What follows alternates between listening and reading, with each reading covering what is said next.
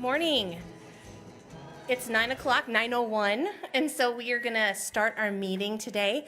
We're a little smaller today because there's about a third, I think there's 12 or 13 districts that are on spring break this week, and I actually know some of your districts are on spring break and you're still here.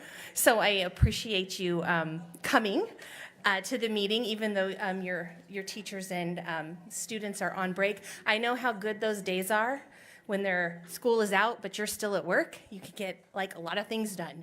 So in our meetings this year, we've had a balance between learning and information sharing. Today is heavy on learning, and I'm really, really excited about that fact. So today we're going to be having some updates on some curriculum and instruction framework and standards that are in the process of being released. So we're going to talk about that for a few minutes.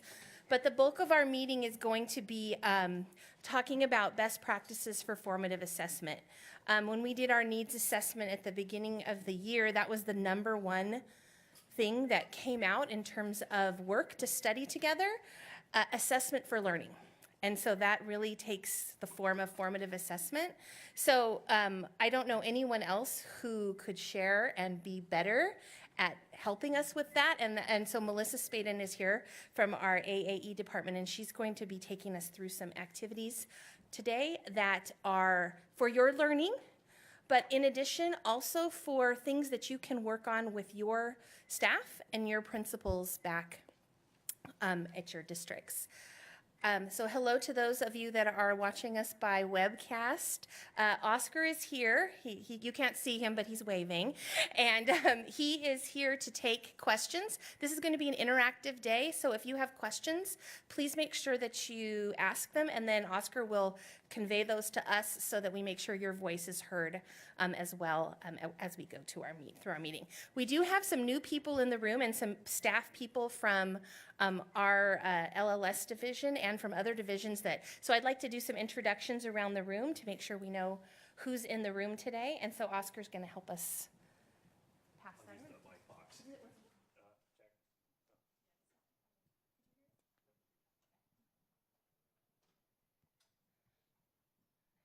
Good morning, I'm Audrey Medeville. I'm a Director of Curriculum Instruction here at the County Office, and I help support mathematics. Hello, I'm Maritza Kepin from Vallecitos. I'm the Superintendent Principal. Good morning, Shelley Peterson, Assistant Superintendent of Instructional Services in Del Mar. Good morning, everyone. Cindy Wagner, Deputy Superintendent, South Bay Union School District. Good morning, Rob Nye, Assistant Superintendent, Carlsbad. Stephanie Pierce, Assistant Superintendent, Santee School District. Minerva Salas, Principal at Oak Grove Middle School, Humboldt-Missouri Union School District. Hi, I'm Jen Goldston, Director of Instructional Services in Solana Beach. Good morning, I'm Teresa Kemper, Assistant Superintendent, Educational Services in the Grossmont District. Good morning, I'm Paul Docterman. I'm the Director of College and Career Readiness in the Grossmont Union High School District. April Moore, Assistant Sup Ed Services, Escondido Union High School District. Good morning. I'm Paige Metz, Health and Physical Education Coordinator at the San Diego County Office of Education. I'm Pauline Crooks. I'm the Visual and Performing Arts Coordinator here at the San Diego County Office of Education. Good morning, I'm Kasha Abza. I'm a coordinator in Oceanside. Vicki Grablin, Oceanside Unified Senior Director for Curriculum and Instruction. I'm Erin English, Executive Director of the Innovation Department at the San Diego County Office of Ed. Good morning, Erin Richardson. I'm a Senior Director for District and School Improvement here at the county. Good morning, everyone. I'm Jeanette Chen, the Assistant Superintendent of Learning and Leadership here at the San Diego County Office of Ed. Melissa Spaden, Coordinator of Assessment, Accountability, and Evaluation here at the County Office. Good morning, everybody. Teresa Grace, Assistant Superintendent, Ed Services, Ramona Unified. Good morning. I'm Kathleen Sorensen, Director of Curriculum and Assessment, Escondido Union Elementary. Kim Reed, Assistant Superintendent of Ed Services, Lakeside. Good morning. Beth Parasik, Director, Learning Support Services for Poway Unified. Good morning, everyone. Thank you. And you, Oscar? Sorry. Oscar Ramirez, systems technician at Library Media Services. You got to introduce yourself too. Okay. Okay, so today what we're going to really be thinking about this is the goals that we've had for the entire year. And we've really wanted to talk about timely information. We will do that for a few minutes to talk about some framework and standards rollouts that are coming. Building collective leadership capacity and engaging in collaborative discussions. Those are going to be really highlighted in this meeting as Melissa takes you through some learning around formative assessment best practices. And you'll have a lot of opportunities to share with each other in terms of things that you're learning through Melissa's work, but also things that you're doing in your district. And you'll have a little bit of time to be reflective on the practices that are currently happening, and then things that you might want to think about implementing or sharing when you come back to your districts. So I've already kind of went through. We're going to talk about the frameworks. Melissa will do our assessment for learning piece, and then I'll do a review of some upcoming events that we have. I'm going to highlight 4 of them. The rest of them, there are flyers in your folder, but I'm going to highlight 4 as we get towards the end of the meeting. And then I'll share with you what our last meeting of the year is going to include, which will include some time for us to engage in some discussions around a needs assessment for the following school year.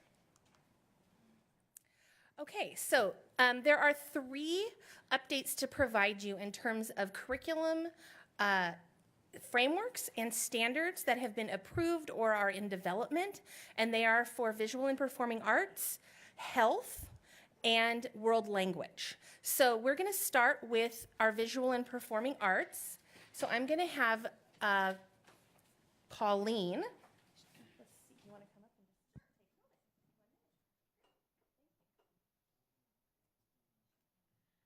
Good morning. We are very excited that we have new visual and performing arts standards because our previous ones were from 2001. And so we're very, very excited about this. They have a lot of inquiry built into them. UDL is written into the standards and global competency as well. So we're very thrilled about that. That's something that's very new.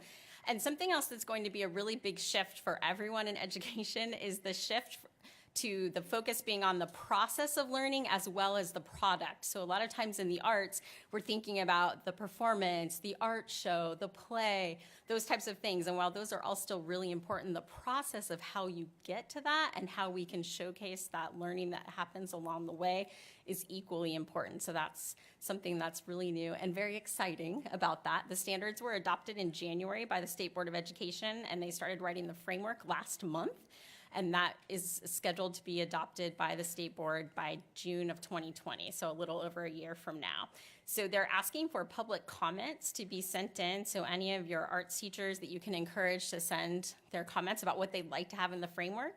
The people at the CDE have been telling us that it's better to make comments now while they're still writing the framework instead of waiting until the review process takes place, because it's really hard to change things once they have most of it really well written. So we just love to have people sharing their comments and having your experts be involved in that.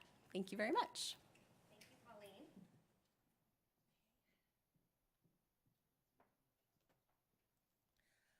Our MEGA department wanted me to share. Eva Solis is a coordinator that oversees world languages. So the world language standards were approved also in January 2019.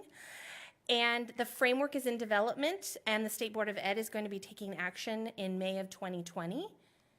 And the materials adoption, this is actually the same timeline as the visual and performing arts standards. And the changes in these, very similar, really talking about conversational language becoming fluent. And while there's still an emphasis on grammar and those types of pieces, it's really about learning the language to speak and communicate clearly as part of the 4 C's. So that's going to be kind of a big change that's happening in world language standards as well. We also have another framework and standards that are in the process, and that is, in the slides, please contact Eva if you have any questions about that. And I'm now going to have Paige come up and talk about health framework. Good morning. So today we're talking about sex, drugs, and rock and roll. Pretty much the health framework. So a couple of things. Some of the questions that I'm getting. Okay, as we're talking about the health framework, what are we really talking about? Well, we're talking about standards from 2008, but those standards have been updated to align with legislation. So that now all of the California Healthy Youth Act, all of the addition with sex trafficking, some of the really high leverage, high visibility items, while the standards haven't changed per se, what you'll find in the framework is that it's been updated, and certain standards have been updated so that now it's inclusive of that legislation.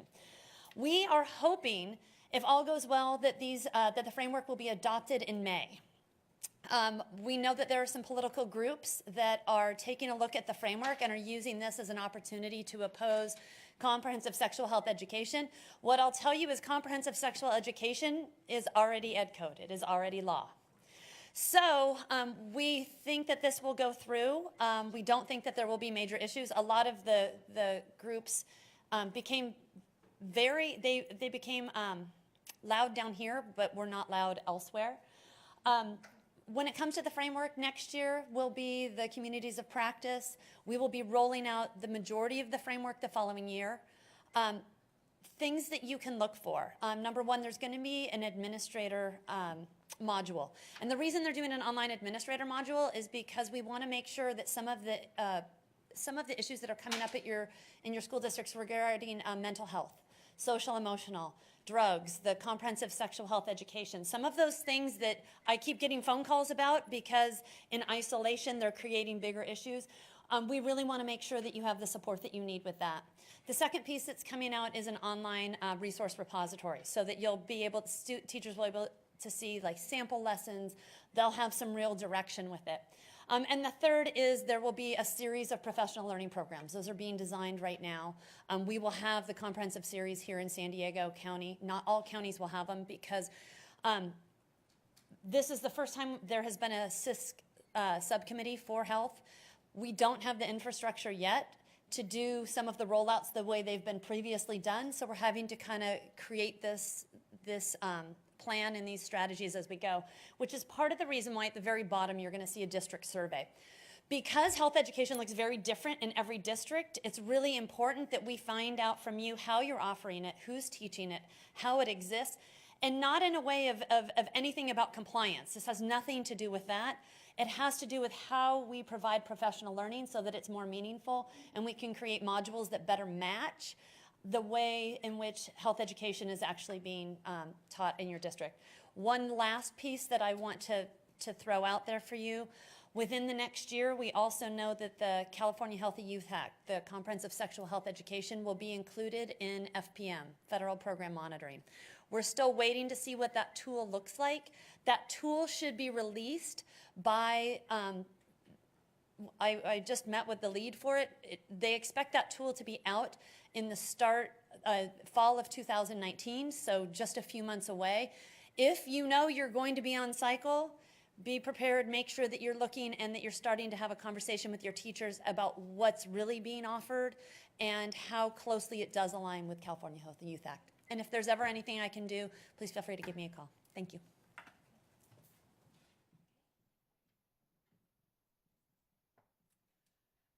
Okay, thank you, Paige. And as always, Paige mentioned this, but if you have any questions about any of these rollouts or the FPM piece that I heard ears perk up on that when Paige said that. I know because I was in charge of that in the district I just came from, and so that is a big deal. So Paige is here to support you in that, and Pauline with Visual and Performing Arts. So please reach out to us if you have any questions or anything that you want us to come out and help you think about how to work with your teachers moving forward with the work.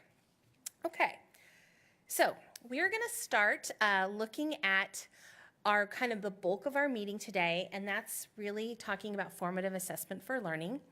I invited Melissa to come to share she's going to be here this meeting and next meeting, so we'll have 2 opportunities to do some learning. And when we were in our initial planning stages for this, we were just talking about this group and the idea that we want to engage you in learning, but we also want you to be able to walk away with things that you can engage your staff, principals, or teachers with as well, so that it's a way that we can share across different stakeholders and that you feel equipped to move ahead. And Melissa can also be there to be a support if you need it too, because she is a wealth of information. So the slides are now open. There was a little, I had to change the access, but they are there. So Melissa's going to be taking you through some pieces where you're going to be clicking on things to give some responses. So if you can have those slides up, that would be great so that we can all participate. Okay, Melissa.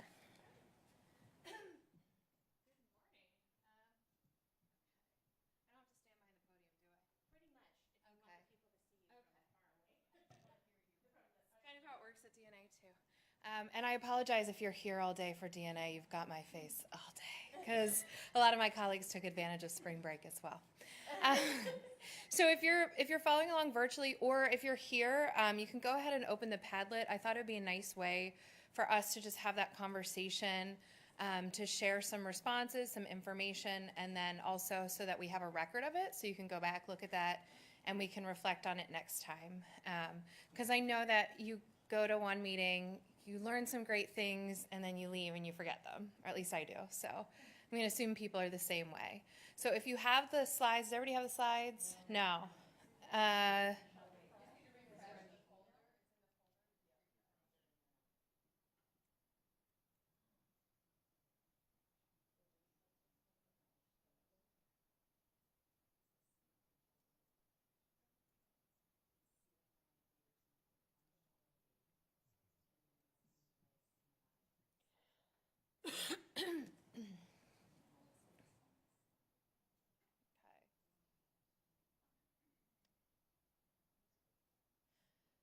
Thumbs up if you are good to go. Okay. So if we need help with slides, I think, Oscar, can you provide support? Thank you. See, he even thumbs ups too. So if you have been to any work that I've done before, you're going to leave with a lot of resources, probably more than you need. But so that you can figure out what your needs are, what the information is that will help meet your immediate needs, and then also determine what other things might be useful as well.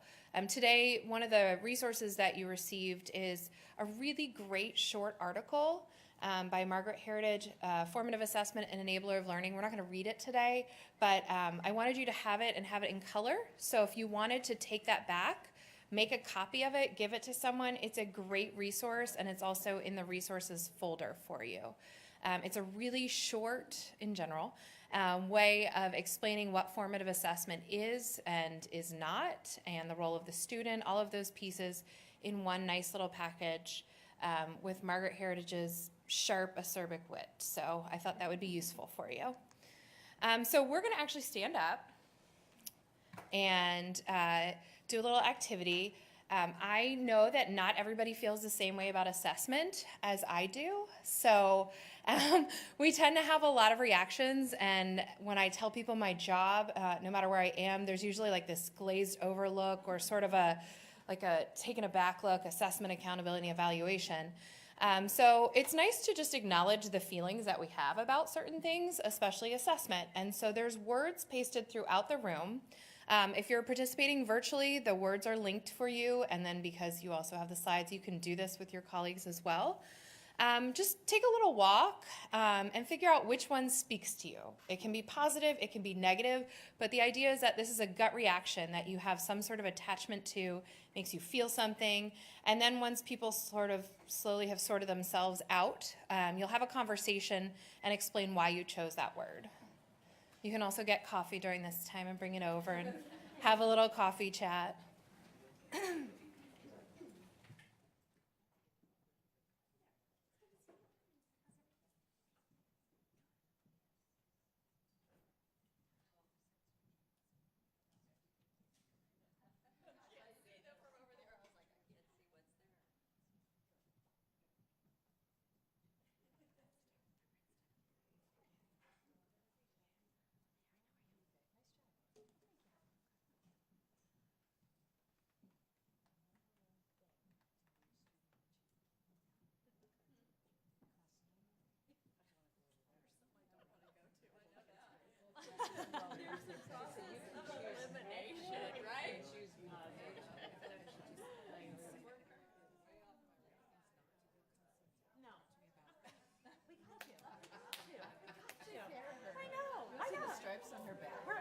revving it up.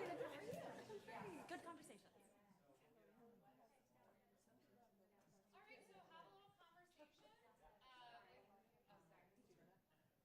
Have a conversation with the colleagues that have stopped there. You can either do it as a full group or in pairs, and talk about why you chose that word.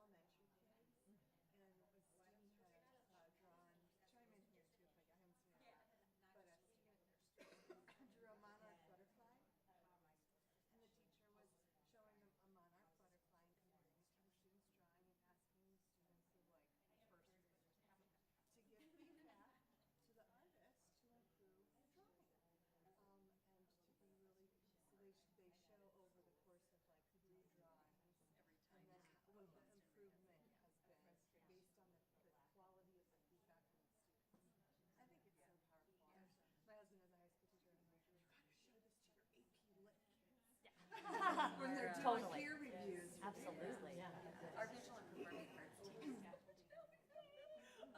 did that with every fourth grader in the district. They showed the video. That was their launch unit at the beginning of the year to set the stage for, and they chose fourth grade because they thought a lot about, kinder, first, second graders are still pretty receptive, but at about third or fourth, we've got some mindsets, especially about whether we're creative or artistic or whether we're good at that. So that was actually a series of 4 lessons for them based around that video. And you can go in their rooms and a lot of the butterflies are still up. And the kids all did that. And the kids wrote about how did their thinking change, not just how did their butterfly change, but how did they change their thinking about themselves. So it's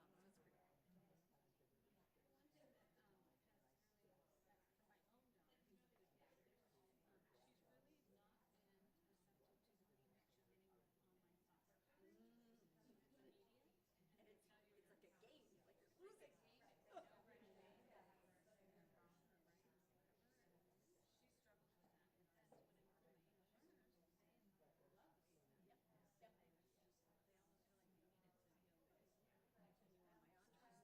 it's like a game, like you're losing. It's interesting because what you said made me think a little bit about why I chose. I think it's really it's learner centered. I don't want to say student. I can't stand using that one, but learner centered. This work, in the sense that I think about my daughter who is a sculptor, and she has had a career of critiques by critics, right? And you really put yourself out there because everybody has critiques, and they're pretty harsh in the art world. And it's normal operating practice, so they don't even see it that way. They don't put their ego into it because they have to learn to put the ego aside because it's a process of learning and improving. And so how do we get children to see it that way, which is different from just getting feedback from, I got it right or wrong, or I finished, because it's always this sense of improvement, like writing, anything that's so, something that is you're creating. Yeah. Yeah. Yeah.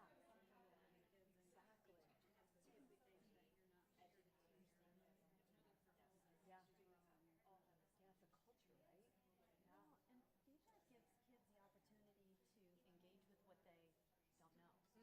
And so it also, the more feedback they get, the more they can be self-directed learners, and the more they have empowerment over what they're doing, and the more that they can navigate that. But oftentimes, if students go through and they're not receiving feedback, they think that what they've done is okay. And so then now you have, you have this habit building, and then you have, it's kind of like things just kind of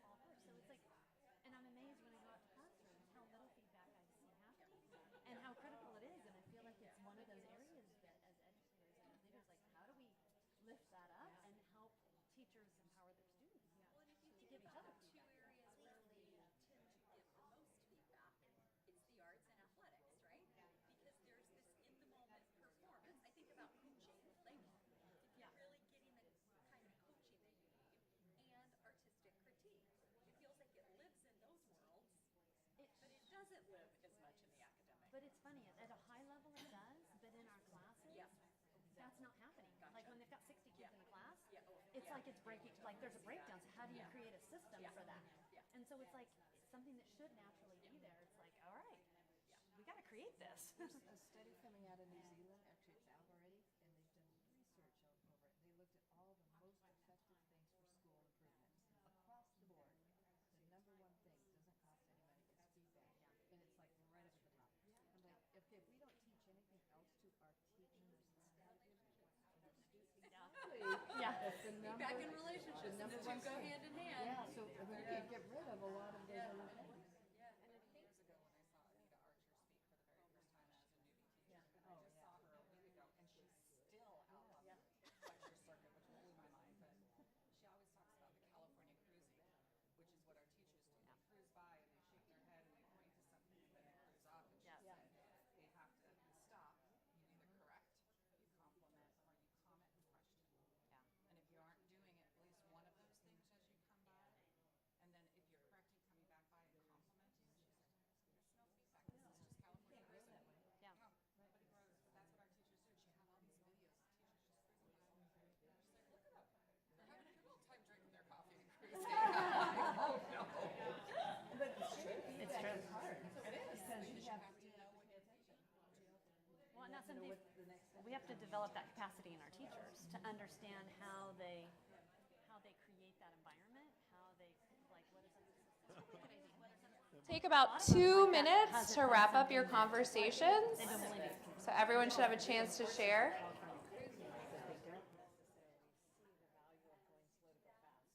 Because there's such expectation, there's such pressure, and we're a part of that pressure. You know, the idea of, high performance on task, and, getting kids where they need to be and that kind of stuff, so that we're not taking that time to really allow children to blossom and grow. That's I mean, crazy talk.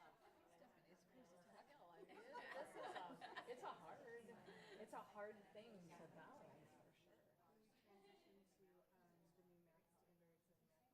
standards and math courses, we were some of our teachers were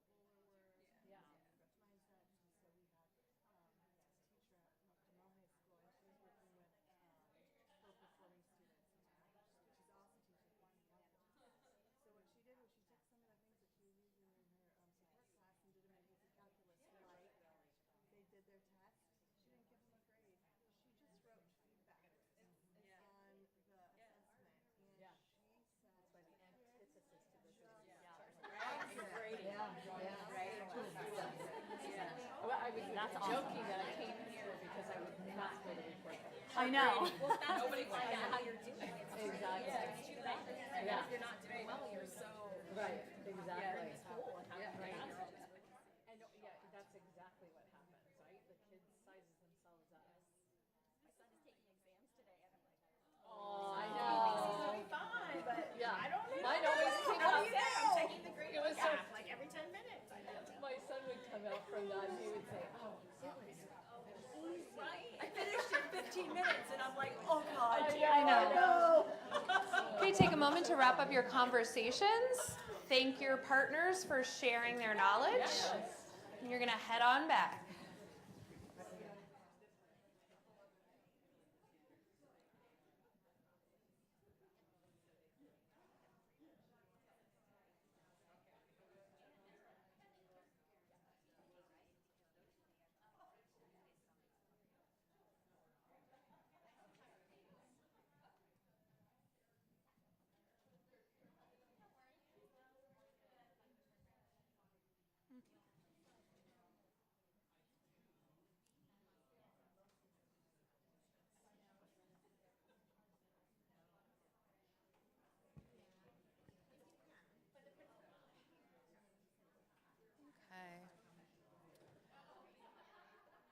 So Oscar and Audrey, our lovely assistants, are going to help us with this process.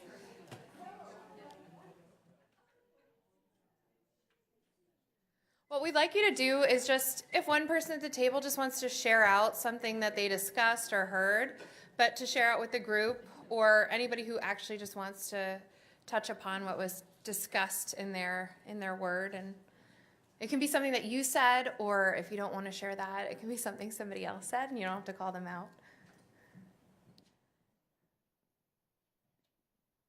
Ooh, got quiet really fast there.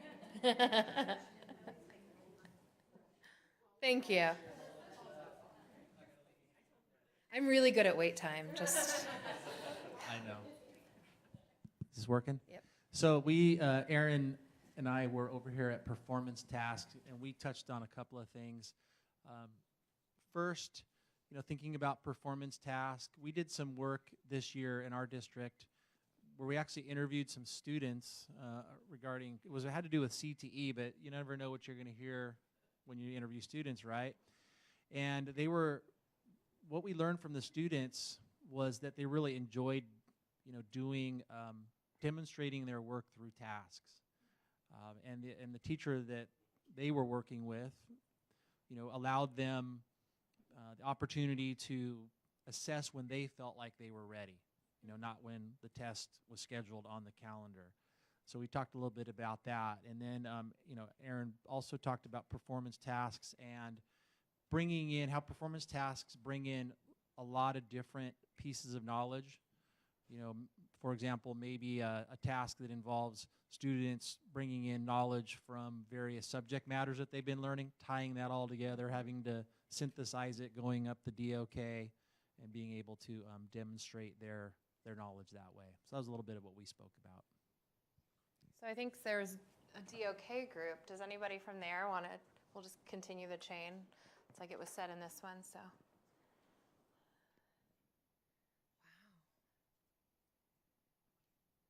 Wow. No one? Okay. Okay, grading. Yeah, that was a good conversation. I chose grading because for me, in a lot of ways, grading practices is an equity issue. If you have the same course as, say, a high school and you have a different teacher, they can have completely different grading practices. So sometimes grades become arbitrary, and that has an impact on course access to advanced placement, and access to college or whatever the student wants to do. So equitable grading practice is something I'm really, really passionate about because I feel like students should not be subjected to something that is not mastery-based, which I think grades should be based on. So that's why I chose grading. Thank you. How about someone from feedback? Because I love when I see a huge group talking about feedback. No brave souls.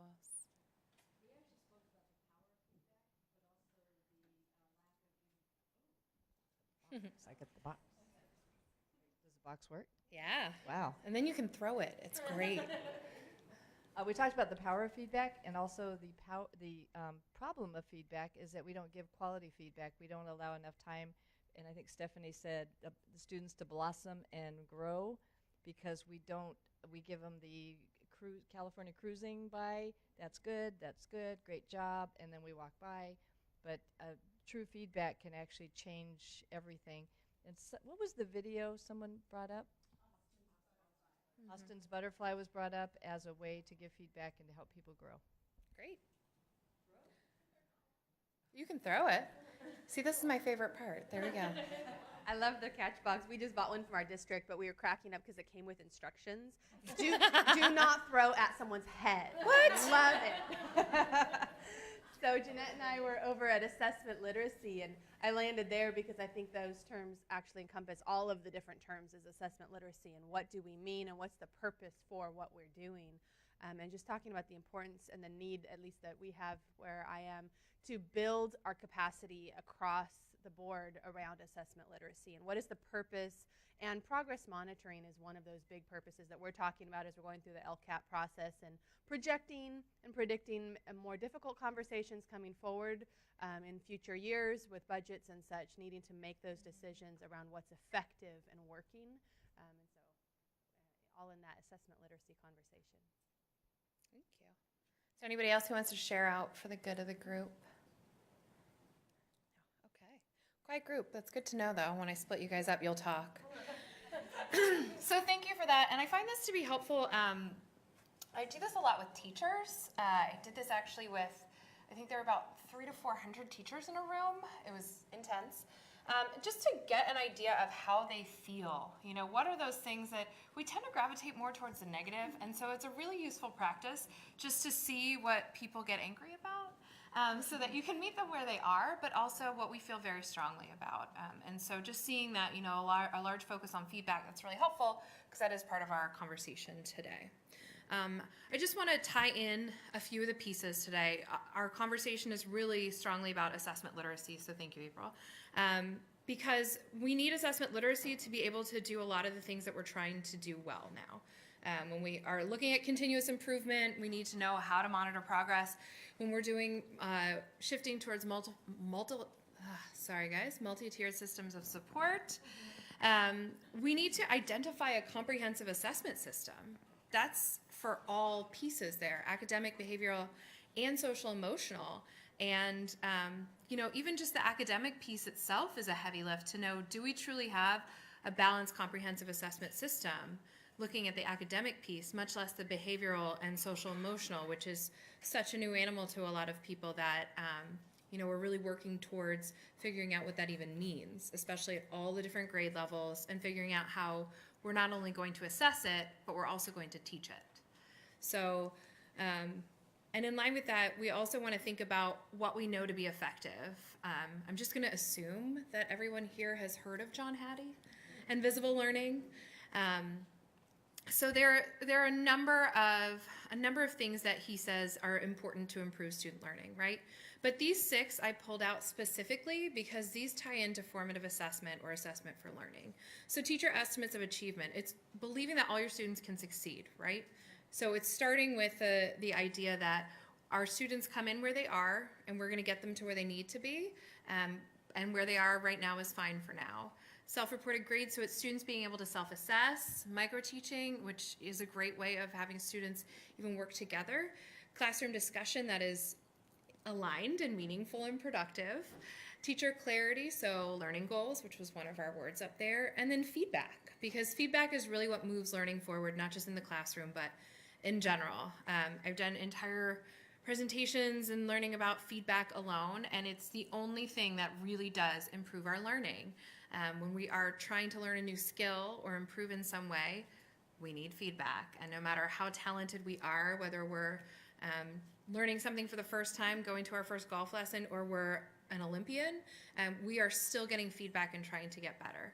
And so my whole point with talking about visible learning is one of the loves of my life, Dylan Williams, says, why do things that might work instead of doing the things we know work, right? And so there are a lot of really fun and interesting and different things out there. We see webinars popping up. I think I get 6 or 7 emails a day about all of the webinars going on for this new thing and this new thing. But we know that these things work. And so instead of jumping on to the next new trend, how about we focus on what we know to be effective? Because it can be fun too. So I just want to take a minute because we did talk about what words we see around the room and what we go to, but I just want people to say what their personal comfort level is with assessment. You can think of it on a scale, like a 1 to 5. 1 is, I hate the word, but I'm here. 5 is, I'm an assessment master. Or just talk at your table a little bit. And if you're following along virtually, please respond on the Padlet. What's your personal comfort level? What experience have you had, positive or negative? And you can also discuss what your role is, because I know some of you wear multiple hats here. A lot of you do, actually. So take a minute at your table and just talk about what your personal comfort level is.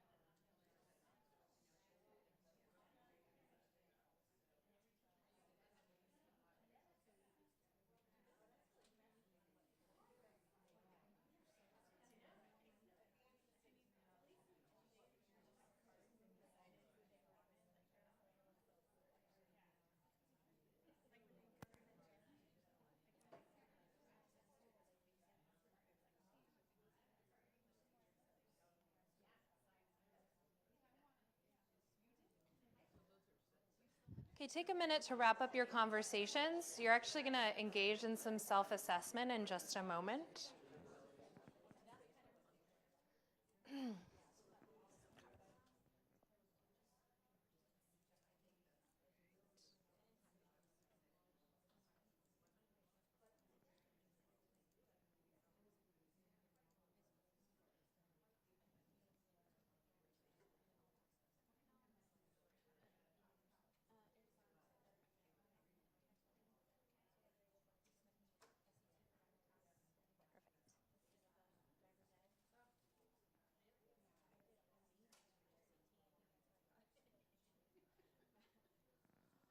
All right, let me bring you back together. You're going to have another opportunity. You're going to have actually lots of opportunities to talk. I make sure that that happens.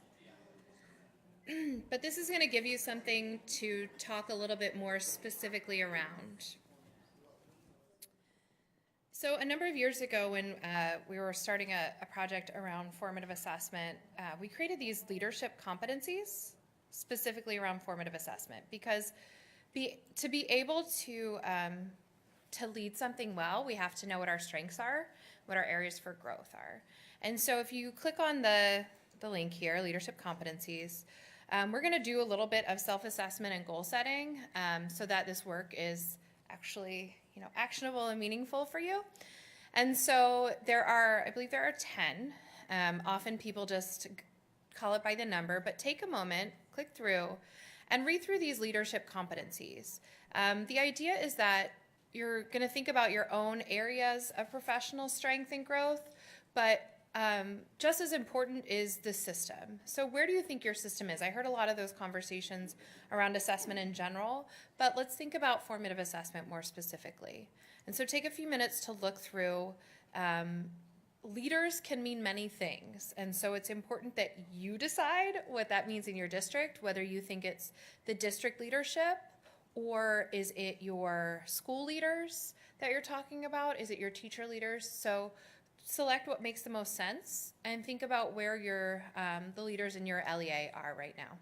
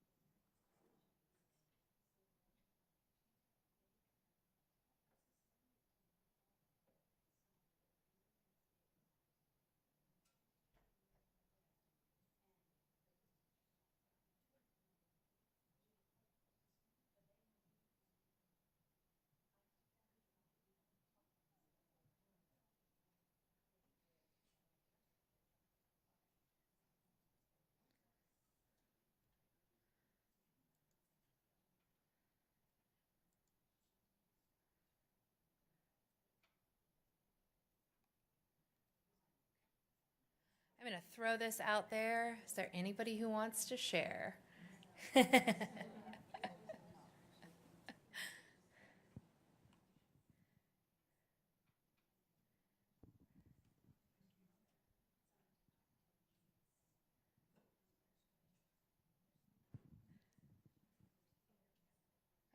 Sharmila, there we go. Whether it's growth or strength or trying to figure out.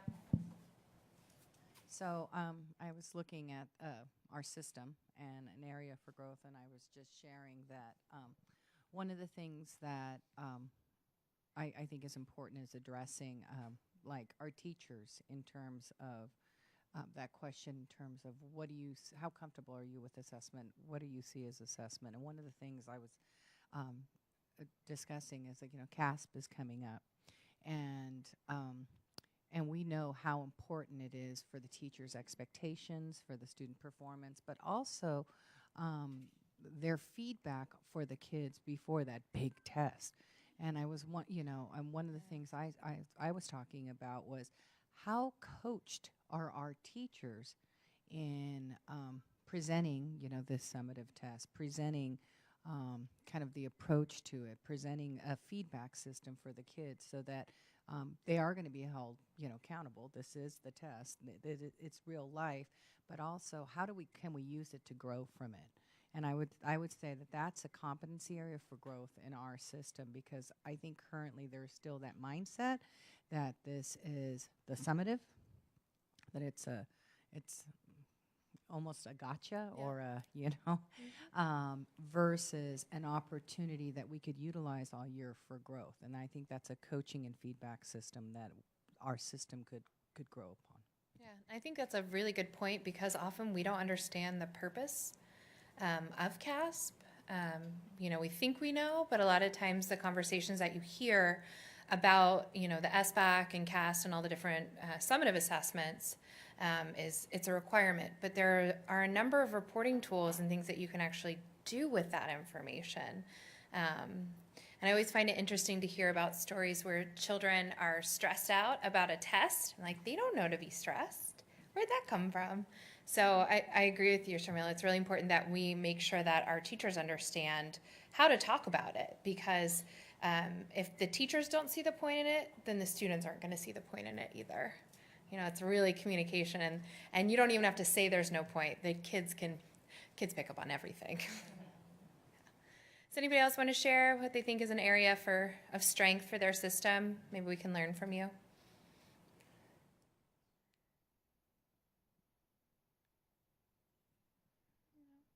Okay, we're keeping our reflections to ourselves today. That's okay. So I'm just going to talk about this. I'm sure that you're familiar, somewhat familiar with the different types of assessments we give, but this is a newer to me way of talking about it. I really love this graphic. Pauline and I have been doing a lot of work on assessment in the arts, and so I came across this, and it was a project with Arts Achieve, where they go through and show you kind of the scale of assessments, the whole spectrum. And so when we're thinking about each level of assessment, each type, each purpose, we obviously will start with entry level or diagnostic, so that we can see where students are and meet them where they are. But then all the way from the left, we have formative assessment for learning.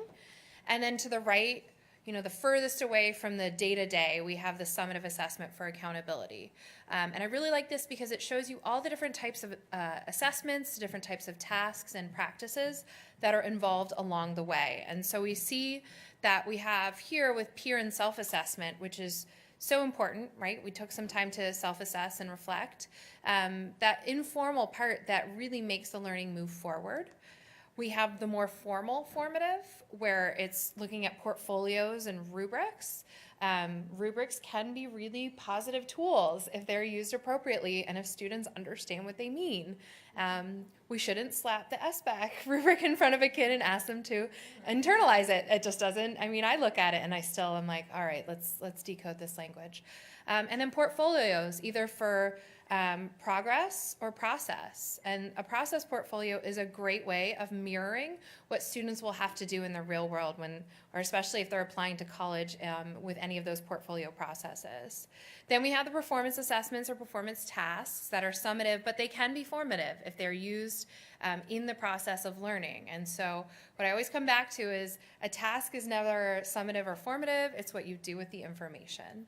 And then that last piece that we have standardized tests that are summative. Those aren't always summative for accountability, right? We do have standardized tests, especially at the high school level. We end up having midterms and final exams and all those things that are common assessments that are standardized. They could be a performance task, they could be some other type of assessment, but they are summative and they are at the end of the course. And so where does interim fit in? Because that's a word we use often as well. It can be anywhere in here. And so really thinking about what are we doing with this information determines what type of assessment it becomes. So how many of you are using the IABs?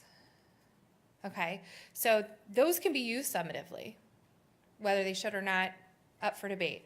They can be used formatively. They can be used truly as interim assessments. So there are a number of different ways to use one single item. You can non-standardize them or you can standardize them. Students can use them as tasks in class and do them collaboratively. So any one task, there's nothing that makes it formative or summative except for what you do with that information and where it goes. If it goes in the grade book, it's summative. So getting back to the grading conversation. So we're going to frame today and all of our work with these 3 framing questions from Jan Chapuis or Dylan William. They fight about it. So where am I going? We're going to think about what our destination is. Where are we now? So we talked a little bit about where we're going. We're trying to understand formative assessment more clearly. You self-assess so you know where you are now. And we're going to close the gap a little bit today. And it's an ongoing process. So the attributes of formative assessment, if you have looked at any of the wonderful Smarter Balanced resources, we start out with clarifying the intended learning. We then elicit evidence of learning. We interpret that evidence and we act on it. So if we're seeing that in a larger cycle that really articulates what we do at each point, this is the graphic that I really like to use because it pulls it out and helps us see each step of the way. And I think one of the issues that people have with formative assessment is that it sounds like this nebulous theoretical concept. And once we make it a little more tangible, once we clarify what each of those pieces means, then people can actually do it, right? Instead of just talking about it. And so we're going to go through all of these pieces today. At the end, when you have your feedback survey, we're going to ask you to think about what piece you'd like to focus on the most next time. And we're going to go even deeper into one attribute of formative assessment. So we're going to just start out learning goals. I'm sure everybody knows what learning goals are. However, what we see most often is that learning goals end up being more like agenda items or objectives as opposed to what students are actually learning. So we see people writing on a board what students are doing as opposed to what they're learning. And so the whole idea is really making clear in student-friendly language what students will be learning. So I see the acronym instead of SWABOT, I see WALT, we are learning to, which is okay. Either way. And the other point is that it's introduced at some point during the lesson. So you don't have to start out with the learning goal. And in fact, with science a lot of the time, or when you're doing inquiry in mathematics, that kind of kills it. Kills the surprise, right? So you don't have to start out with the learning goal today and have kids write it down. What's more important is that they discover it at some point. And I love this call out where it has, I know what my students are learning and I know how I will know that they have learned it. So we're going to watch this quick video about learning goals, and then I'm going to give you a little time to debrief what you saw and what you heard. And there's a teacher in here, and then there's also an administrator talking about the expectations that she wants to see in her classroom. And this is a number of different grade levels. Hopefully the audio works. When I walk into a classroom and I really see students that are empowered to own their own learning, I look for students taking the learning goals and really being able to tell the teacher or being asked by the teacher, what will it mean if I'm successful today? And then being able to reflect on their own work to see whether or not they've met those goals. I think he's dynamic because to change. He's not constantly changing. I'm looking for classrooms where there's lots of dialogue. Students can bounce ideas off of each other and the teacher, and they do that freely. Like they do that because that's the best way to learn. Where students are using their devices to get information in real time, if that's helpful to them, they know how to access their resources, and the teacher is sort of a facilitator among that and can ask those higher order thinking questions and then back away and sort of hear the student's response without feeling like they need to impede on that. So to convey to the students their expectations for a particular lesson or a particular unit, I start off by telling them the learning goals or have them look at examples of different problems, and from that they pull out the success criteria. So for this last unit we did with equations and inequalities, I gave them a few equations and inequalities already solved. And as a class we came up with what are those different skills and the different criteria they're going to need to master in order to be successful at solving equations and inequalities.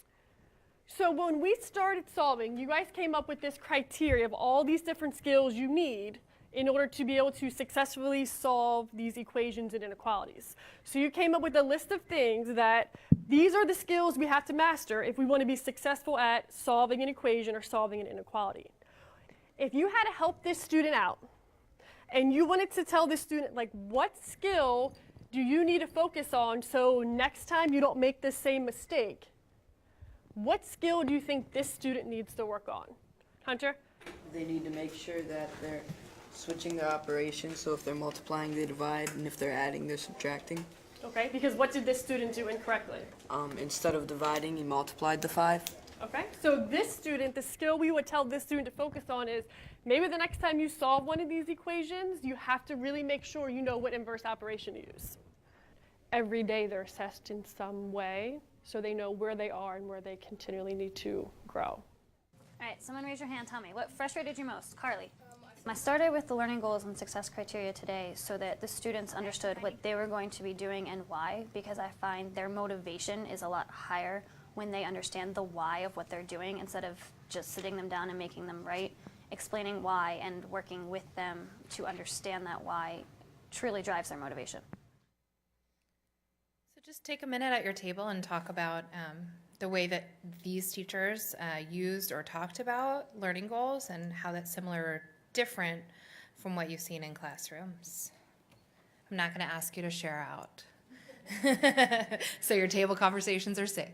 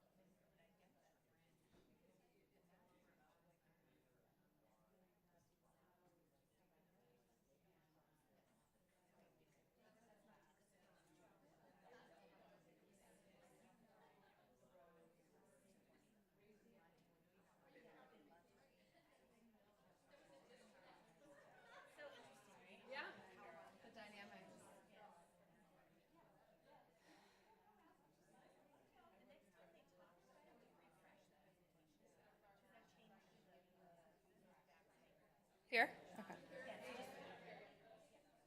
Cool.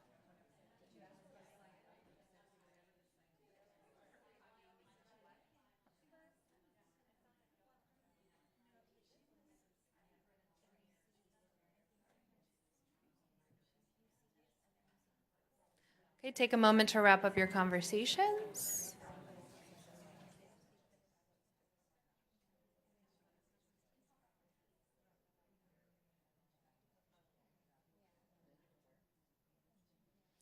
All right, let's come back together. I'm not going to ask you to share out because I know that no one will. So just got to address the reality. I did hear a comment that the mathematics was procedural, and yes, you have no idea how hard it is to find teachers doing formative assessment correctly, and sometimes it's like, oh, what do I settle for? There is another video that we'll have a little further on that all of the pieces are just, oh no, I mean, that's true, that's fine. It's completely accurate, yeah.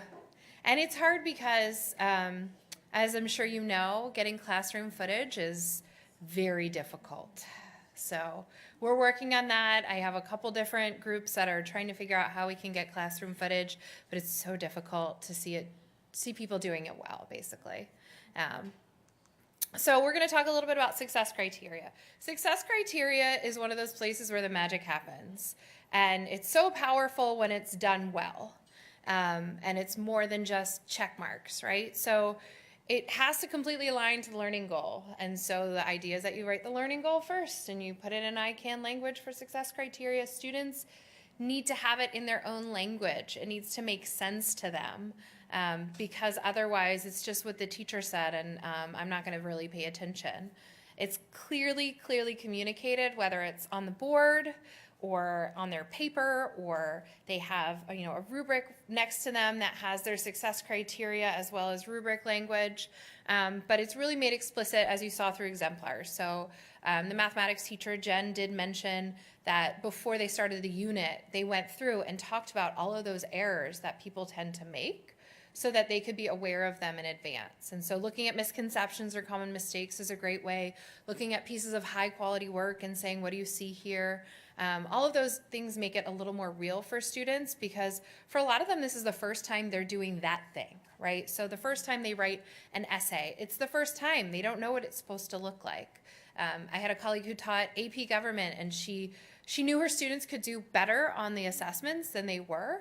And so she finally found some examples of this is what a 5, this is what each level looks like, and had them go through and delineate what are the differences between these, because that makes it a lot more tangible for kids. They're doing the best that they can most of the time with too little information. And then it's really whatever students will make, say, do, write, or create. That's all assessment really is. That's all we expect out of them. So any of those pieces, it can be a conversation that you have to check in with them. It can be something that they physically did and turned in. But it's really the whole point of success criteria is that students can look at it, say, did I meet it? If I didn't meet it, what do I need to do next? Not so much the teacher saying that, more so the student. One of the great researchers on formative assessment, Jan Chapuis, says over and over, learning goals on the board aren't learning goals in the head. Same thing with success criteria. So you need to make sure that students know it. Just because it's on the board doesn't mean they've read it. Because, teachers have all these wonderful things on their walls that students don't even notice are there most of the time. So we're going to do a quick activity. At your table, I want you to think about the difference between these two examples of success criteria. What makes one high quality, what makes one lower quality? And the low quality one, I'm going to tell you which it is. What would you do to improve it? So just have a conversation at your table. Which do you think is the better version? And what would you do to improve the one that needs a little extra help? And if you'd like to write on the Padlet, you can do that as well for those who are participating virtually. That way they can see your brilliance.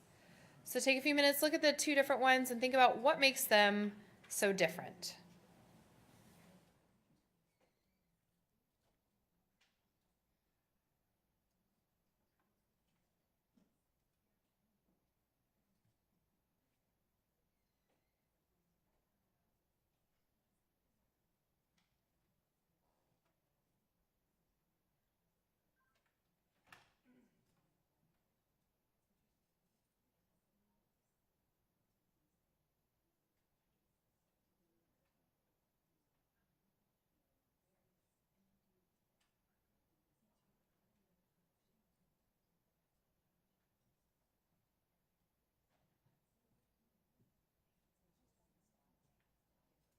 This is a table conversation, so you don't have to whisper.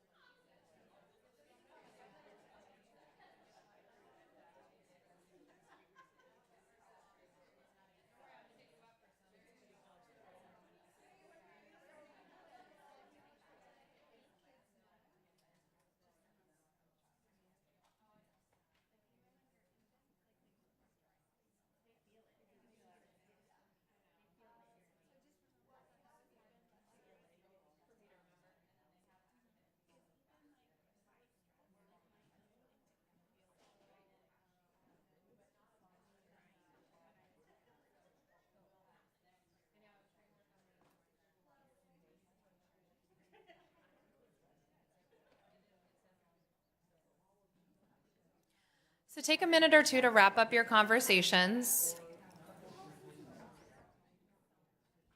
And if you want to surprise me and all want to share out, that would be great.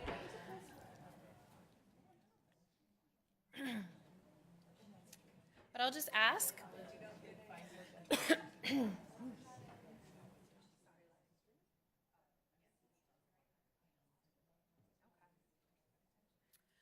So which do you think is the higher quality? The left or the right, if you need to do this? Mm-hmm.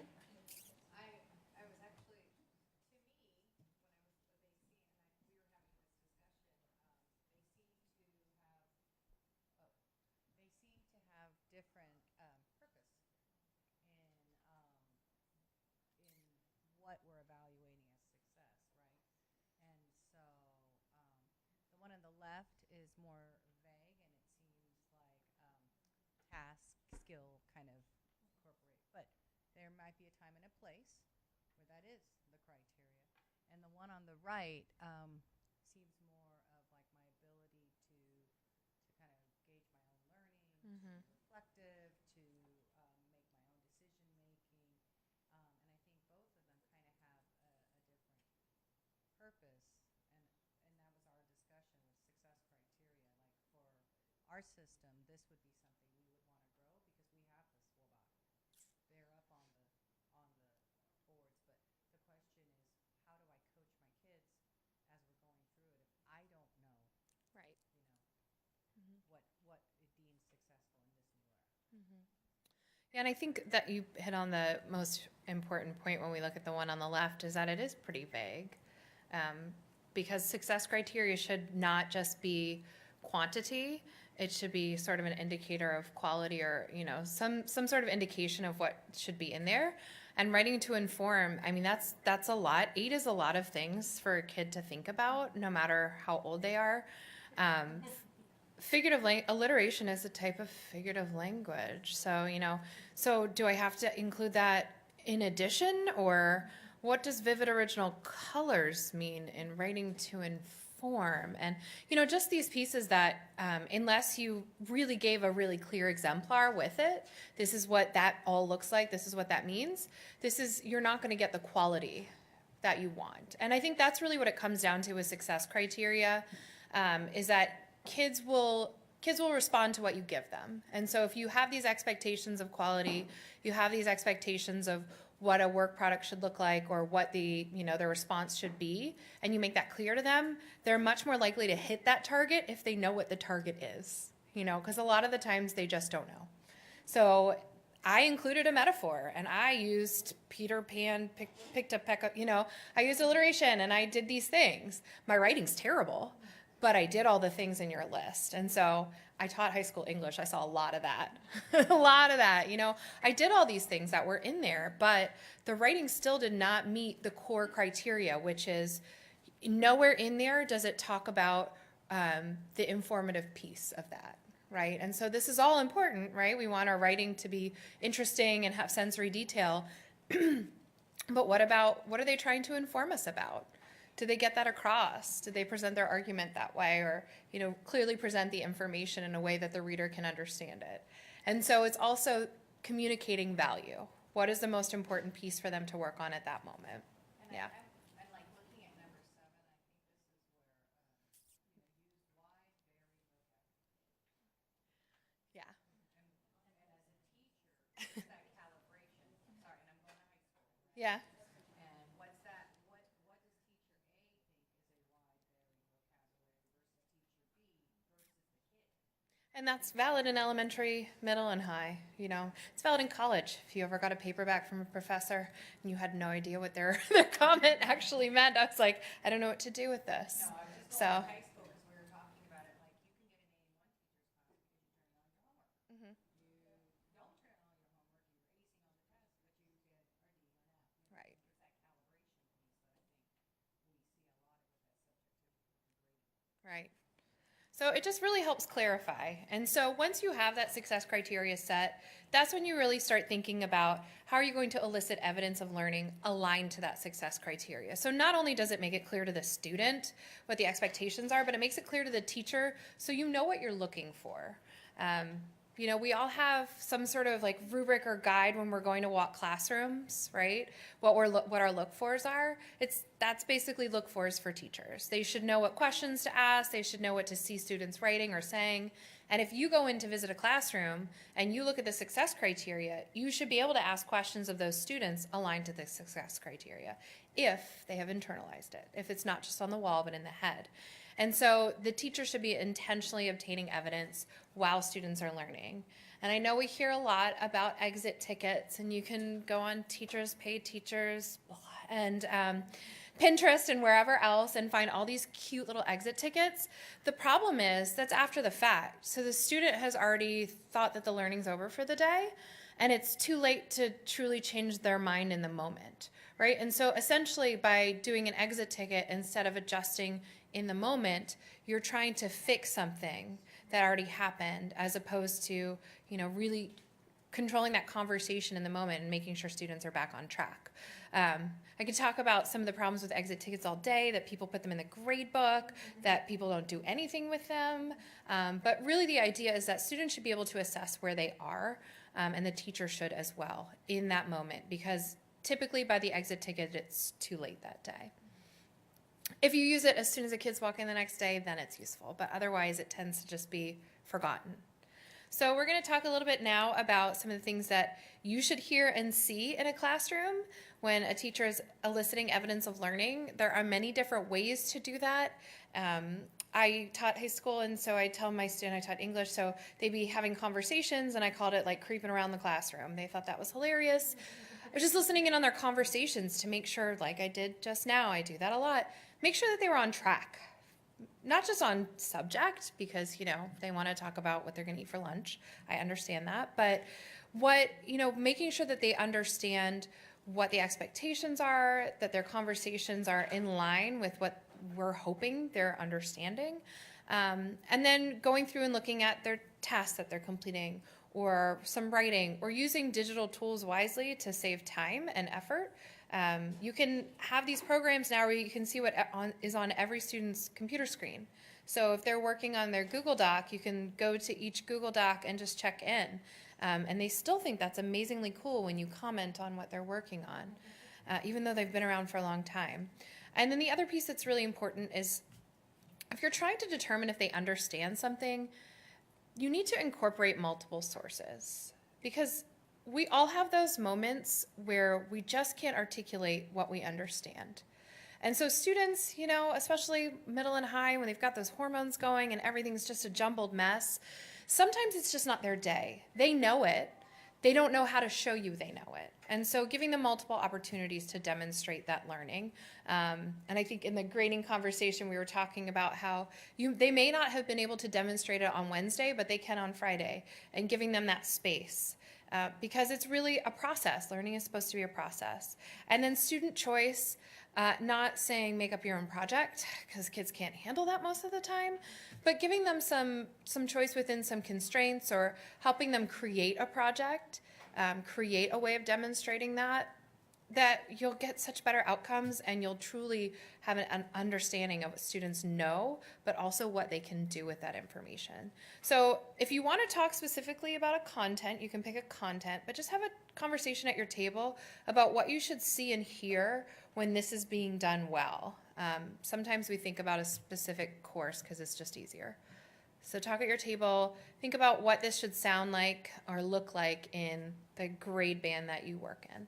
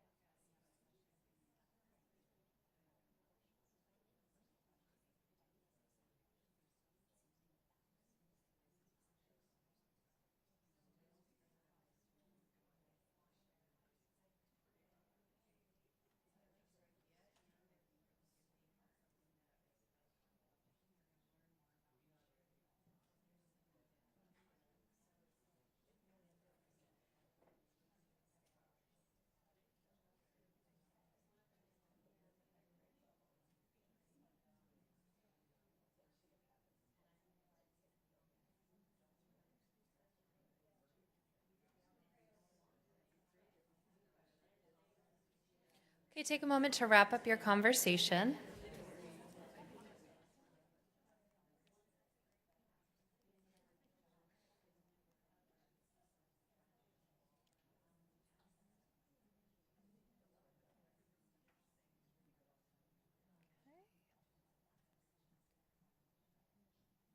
So I did hear a couple interesting things. I'm not going to ask you to share out because, you know, I'm not going to try to do what's impossible.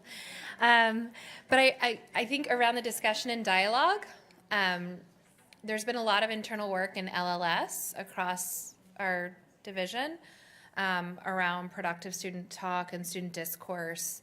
And I heard some mentions that students need to be taught how to do that. And I think with each of these pieces, you know, students don't know, adults don't know how to have productive conversations a lot of the time. So, you know, even having sentence starters and sentence frames and things like that for some of these conversations, we have those for peer and self-assessment. It's helpful because if you have certain expectations of students, but they're not there yet, what's more important? Telling them they're not there yet or giving them the tools to get them where you want them to be? Because they know they're not there most of the time.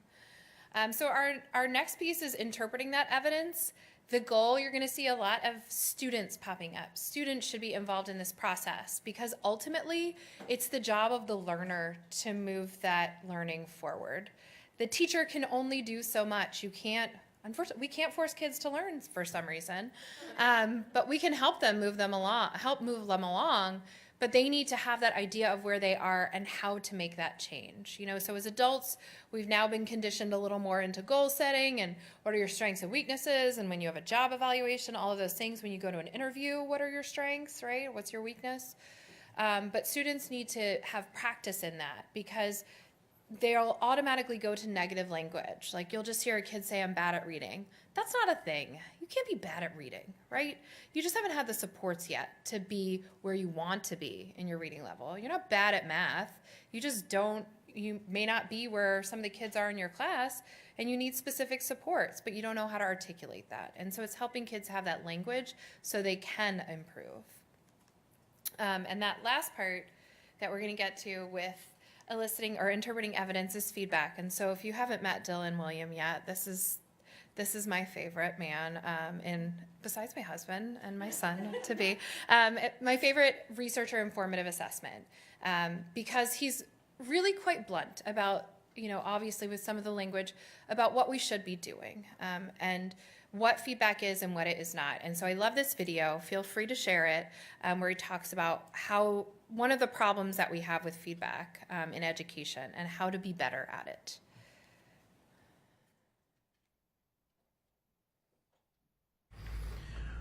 The feedback was where we started, really, because a lot of this research on formative assessment was about different kinds of feedback. And what we found was that most of the feedback that's common in schools is the least helpful in terms of what psychologists have found. So there's lots of different ways of looking at feedback, but a very important way of thinking about feedback is whether it's ego involving or task involving. So if you say to students that you did very well, you were one of the best pieces of work, you did one of the best pieces of work in the class, that's ego involving because it focuses on that person's position in the class. Whereas if you get feedback that says things like, well, this is what you need to do to improve, then that focuses on the task. And what the research shows very clearly is that ego involving feedback is rarely effective and in fact can lower achievement. So when students get grades, when they can compare themselves with each other, where they get praise, the effects are usually, or often zero, and sometimes negative. In other words, that in many cases, rather than giving that kind of praise, you would have been better off shutting up and giving no feedback at all. Students given that kind of praise do less well than students given no feedback at all. But what the research also shows very clearly is the conditions under which feedback is successful. So the research shows, for example, that when the feedback focuses on what students need to do to improve, and in particular how to go about it, then you get very large impacts on student achievement. So the challenge for teachers is to take these very broad principles that I've outlined and work out what it means in their own classroom. The way I summarize all this is to say that I think that good feedback causes thinking. the really important thing is that when a student gets a piece of feedback, the first thing they do is think, not react emotionally, not disengage, but think. That's very important, because what the research on student motivation shows is that when they're faced with a task or with a response to a piece of work, students basically make a choice between deciding either to protect their well-being or to engage in activities that will actually help them grow as individuals and in their achievement. And if the first reaction of a student is to protect themselves and to restore their sense of well-being, what you'll find is that students focus on the things that will do that for them, and they won't focus on the learning.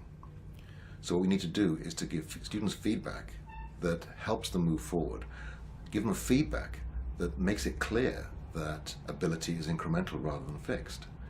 Because if we send the message to students that ability is fixed, then if you're confident of being able to engage in the task, you'll go for it for the brownie points. But if you're not confident, or think that you might actually fail when other people will succeed, you will disengage, and basically you will decide that you'd rather be thought lazy than stupid. Pretty blunt. That's why I like him. We have a lot in common that way. So hopefully that was informative. I think a lot of people hear the ego involving for the first time, and we know the research around praise versus feedback and reinforcement. And so thinking about what successful feedback looks like, it should be based directly on that success criteria. Like he said, it shouldn't have grades, scores, or comparisons to others. If you've ever taken the time to write really great feedback on students' papers and then put a grade on it, they don't use the feedback, and you've wasted your time. Because we know that the way the culture is now, students will get their paper back and look at each other and be like, what grade did you get? They're not like, oh, what feedback did you get? Now, in some classrooms, they do that now because there's not grades until, the student decides they're done. But, the way that we're cultured at the moment is it's all about the grade, not the feedback. And so that's a huge shift, acknowledging that's a huge shift. It's a huge shift for adults as well. But that's what we want as learners, and so we need to give that to students as well. And then, so if you click on this, we're not going to go into it too deeply right now. We'll focus a little bit more on next time. All of the links in here will force you to make a copy, so no one has to mess it up, and it goes into your drive. So hopefully you organize those too a little bit. But we came up with these guidelines for effective feedback. And so these are the same four little circles that you'll see here.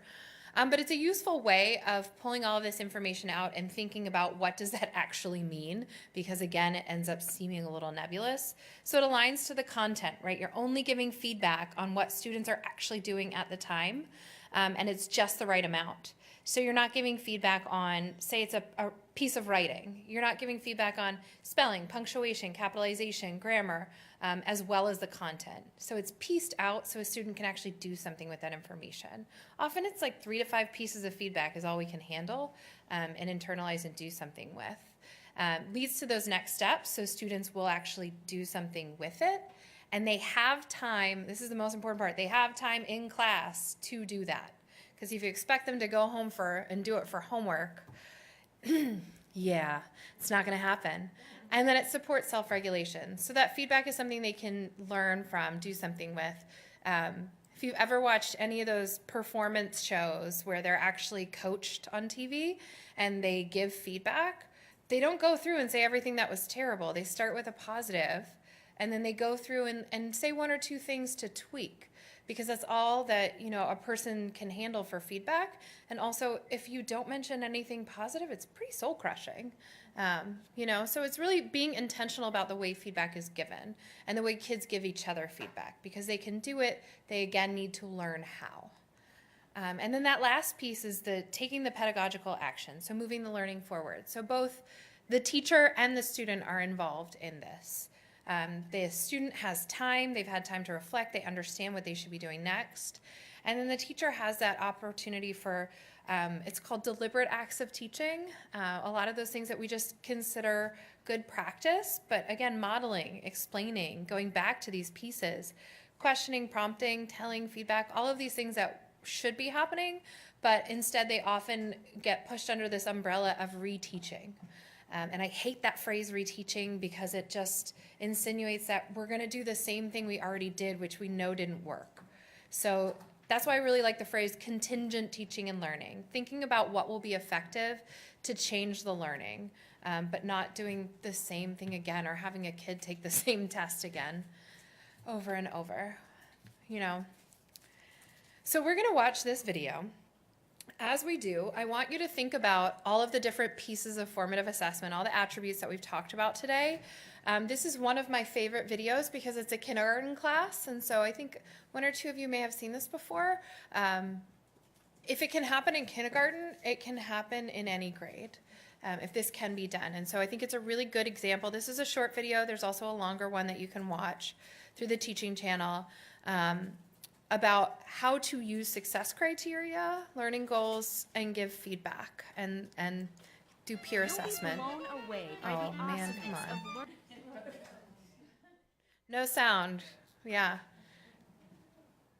Give your own dialogue to that. There we go. Okay. So let's look at the expectations or criteria for success together.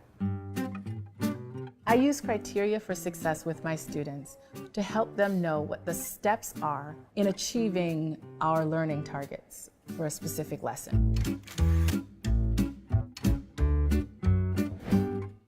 You guys help me remember what we need to do in our writing? Yeah. All right. I use kindergarten spelling. In today's lesson, we had 6 criteria for success. The students were looking at each other's work and making their feedback correlate with the criteria for success. So this is Nathan's piece. Be looking not only for things he did really well, but also for the things that you want to suggest so he meets the criteria for success. You did a good job on the picture, but you need a period. He did a good job on starting with an uppercase letter, and he needs to do lowercase letter. Okay. I know that they know what the criteria for success is, and being able to find what's missing in their peers' writing helps me to know that they're going to be better at applying it in their own work as well. Eli, which side? This one? Today, the kids even brought up an additional strategy for remembering spaces between letters and words. You need to work on having spaghetti space. Using a spaghetti space between letters and a meatball space between the words. This one. Okay. All right, will you read it to us? That man. At the beginning of the school year, my students, for the most part, weren't reading. And so I added some visual cues to the criteria for success. And those images have sort of stayed with them. And I actually used photographs from our classroom and samples of student work. Also, I wanted to use the kind of language that the students use in class to talk about their work. She made meatball space. She did make meatball spaces.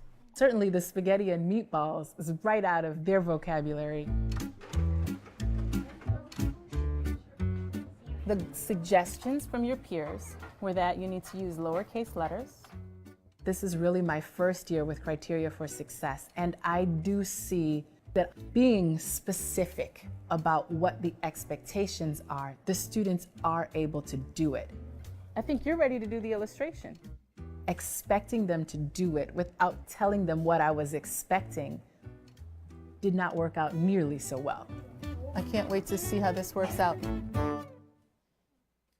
Okay, so take a minute at your table to talk about that video, some of the elements that you saw, the pieces of formative assessment practices, as well as her use of success criteria, feedback, all of those pieces looped together. You don't have to think about, well, I'm high school, how would this play out? Again, if the 4 to 5-year-olds can do it, then it can, pretty sure a 17-year-old can do it with some support.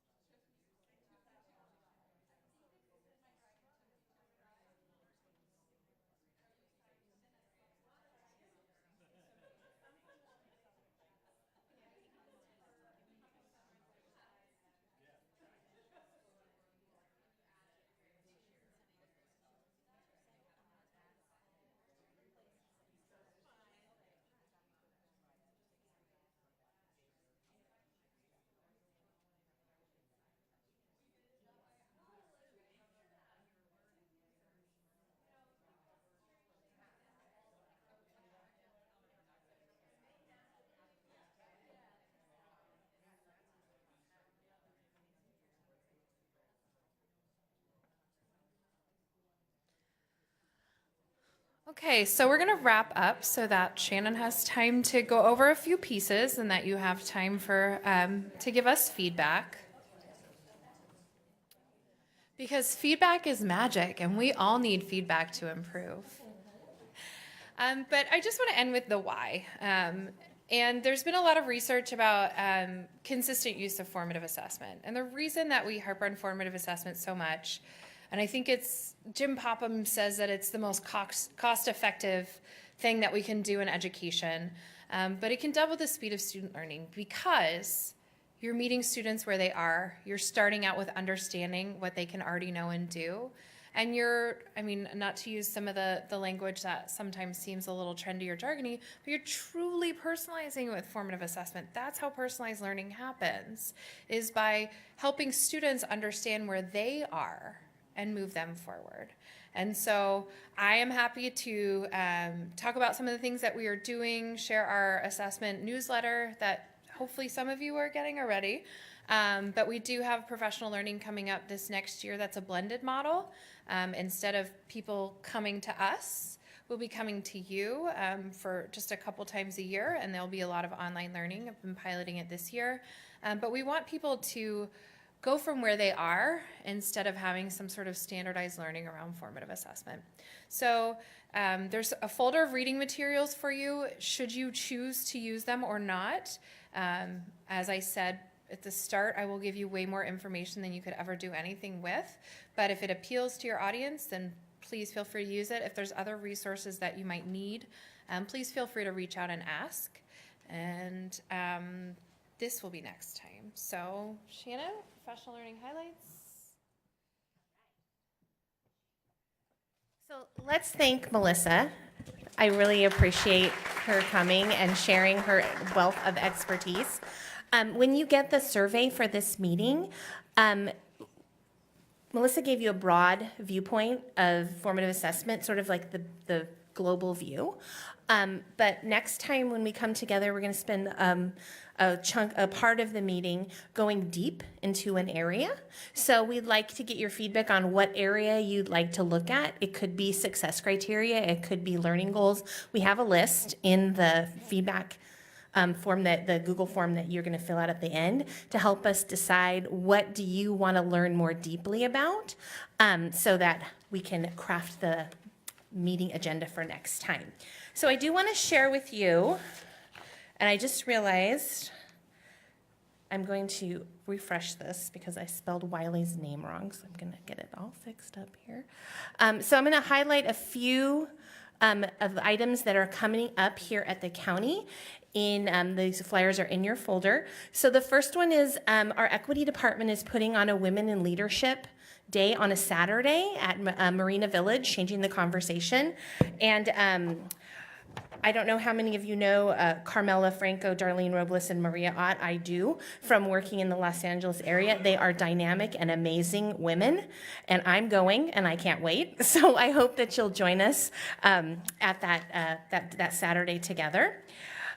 We also have a couple of speakers coming that are looking at two kind of big areas. One is young adult reading, and the other one is for a fresh look at phonics. Wiley Blevins is a renowned understanding person of early literacy, especially in phonics. He's coming in. We actually have 2 sessions available for geographical purposes. So he's coming to Escondido Union High School District in the morning, and then he's coming to Point Loma Nazarene in Mission Valley. So we'd love it if you joined us. Yes? I think I need to change that. Wow. Oh my gosh, thank you for... I hope it's right on the flyer and I didn't get it wrong. Yep. He'll be there in the morning. There you go. Thank you for telling me that. It's on the flyer. Yes, so he'll be there in the morning. There we go. I checked the high school out. Thank you for that very much. So 8 a.m. to 11, and then he's going to travel down to Mission Valley for the afternoon session. So whichever fits you and you'd like to attend, we'd love to see you there. And then Kwame Alexander is a young adult author. He is quite a dynamic speaker. I've seen him speak in Los Angeles. He writes completely in verse. So especially young adult boys really take to his writing. It's very dynamic, and it's about subjects that they enjoy: sports, music. And I know just sharing these books with some young adult men in my life, they grab those books and read them. So he's a great speaker, very, very encouraging and dynamic. So we'd love to see you there. And then I also wanted to share our 3rd annual Balanced Literacy Symposium is happening this summer. There's a flyer in there at Liberty Station in July. We have some great people coming to talk about balanced literacy. And then, Erin, did you want to? No, please. I would love it.